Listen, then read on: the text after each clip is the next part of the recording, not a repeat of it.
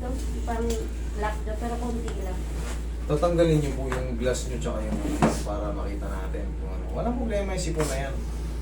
Usog ako dito. Ngayon, tatanungin muna kita, anong naging problema? Nasampal ka ba o kumain ka, nag-hiccup ka, ano po na, bago nang sumakit?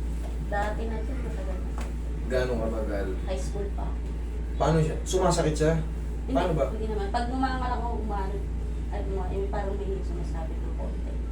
Pag Hindi ako umano- masyadong makanga ng yung asing white na white. Sige nga. Yan lang, hindi mo ma-perfect. Tumutunog po. Walang problema sa tumutunog basta walang masakit. Wala. O nalilimitahan yung pagnganga mo.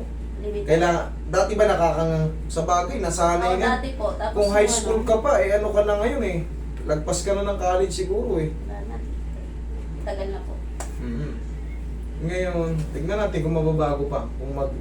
Ikaw na lang mag-obserba kasi sa adjustment kasi, huwag kayo magpapa-adjust basta-basta dyan sa jaw. Kung ang pakiramdam nyo, wala naman. Kumbaga nakakakain kayo ng baka, mga isaw naman na pakukunat, tapos pag humihikab kayo, pero sa kanya kasi, parang limited daw yung nga niya eh. Gusto mong hihinga kaso, paano? Pag iingan ko na sobra, medyo Hmm. maano. Tutunog, Oo. sumasakit, Yan o. Sumaano yung naramdaman ko. Pag, sasakit. hindi naman masakit. Umaano lang, tumutunog lang. Walang problema yung tumutunog eh, ganyan no? Kasi kapag sinobrahan ko, doon umano. Mag- Kasi nangyari na mag-lock. before. Nag-lock As yun. hindi na talaga ako makanganga. Oo, nag-lock. Mm. Sige. Baguhin natin. Tingnan natin. Dito ka. Sige, nga. Sara. Okay, nga malaki. Sige, nga malaki. Dahan-dahan, Sara. Yan. Okay, nga malaki ulit.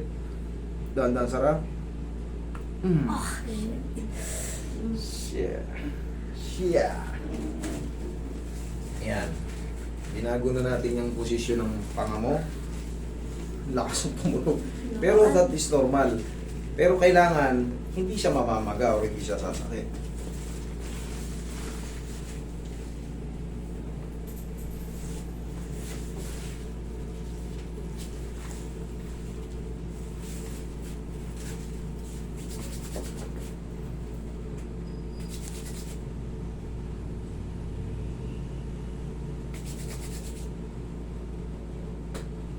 Nga malaki. Sara. Walang masakit.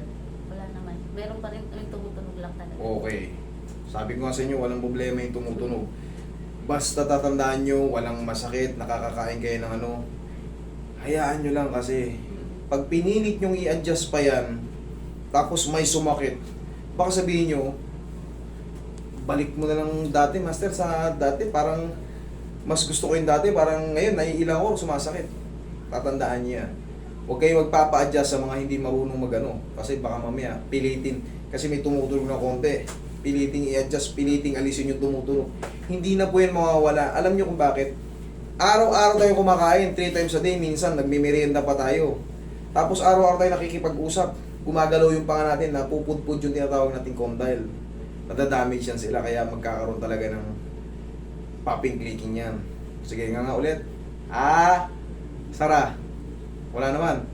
Yan na po yan. Masakit. Wala namang masakit. Yan ma'am. Yan na yung adjustment na yun. Kita mo, lakas yung lumagutok. Ang mahalaga na i-wide mo, tapos walang masakit. Magkaroon man ng, sa akin ito na yung patunay na okay lang tingnan mo. Ganyan po. Walang problema yan. Kahit baka, kainin ko yung baka na buo. Papalaban ako sa mga chicharong makukunat. Okay lang Okay? Ano pa?